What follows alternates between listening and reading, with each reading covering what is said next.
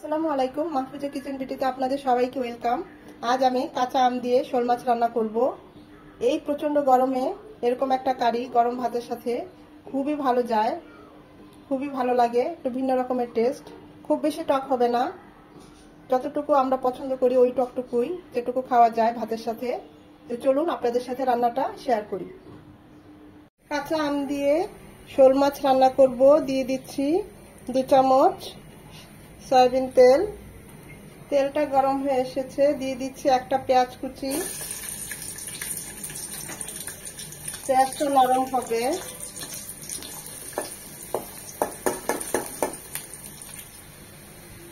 পেঁয়াজটা নরম হয়ে এসেছে, দিয়ে দিচ্ছি এখানে 1/2 চামচ আদা, 1/2 চামচ রসুন, মোট 1 চামচ আদা রসুন বাটা। 1 মিনিট ভেজে নেব যেন আদার ঝাঁজটা চলে যায়। 1/2 চামচ হলুদ গুঁড়ো, 1/2 চামচ মরিচ গুঁড়ো আর 1/2 চামচ ভাজা জিরে গুঁড়ো একটু পানি দিয়ে গুলিয়ে নেব।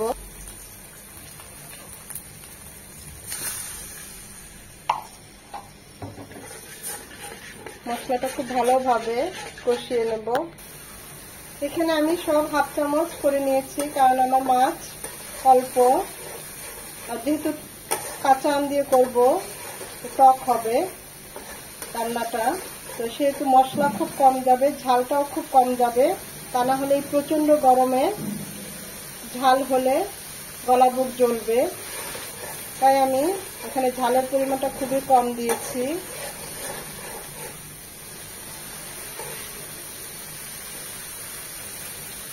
এখানে কাঁচা আম নিয়েছি দুটো, চিকন চিকন করে এভাবে কেটে নিয়েছি, সেটা এখন দিয়ে দিব। মশলাটা কষানো হয়ে গিয়েছে।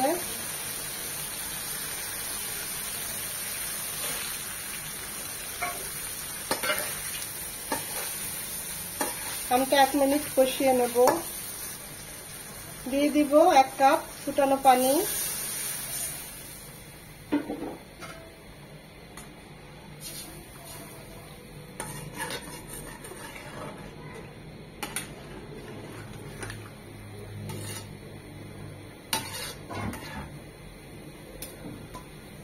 পানিটা ফুটে আসা পর্যন্ত অপেক্ষা করব।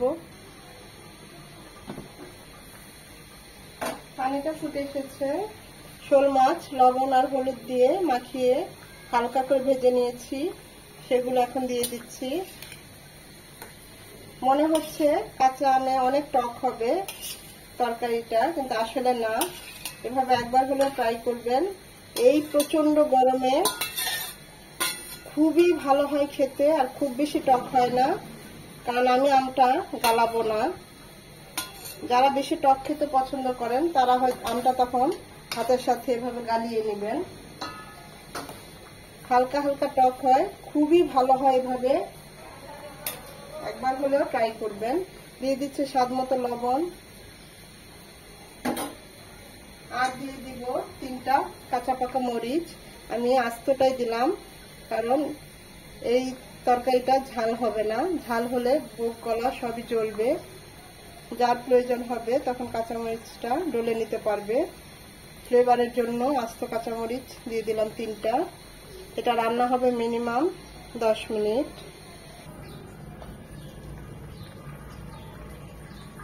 কাঁচা আম দিয়ে আমাদের শোল মাছের তরকারিটা একদম রেডি। দেখতেই পাচ্ছেন কতটা লোভনীয় হয়েছে।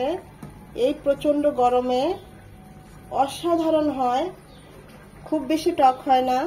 মনে হচ্ছে অনেক টক হবে, কারণ আমগুলো আমি একদম গালিয়ে ফেলিনি। এভাবে খেয়ে দেখবেন রান্না করে, যে অপূর্ব হয়, অপূর্ব হয়। এই প্রচন্ড গরমে অনেক ভালো লাগে এরকম একটা কারি গরম গরম ভাতের সাথে। একবার হলেও ট্রাই করবেন। এখন আমি চুলাটা অফ করে দেব।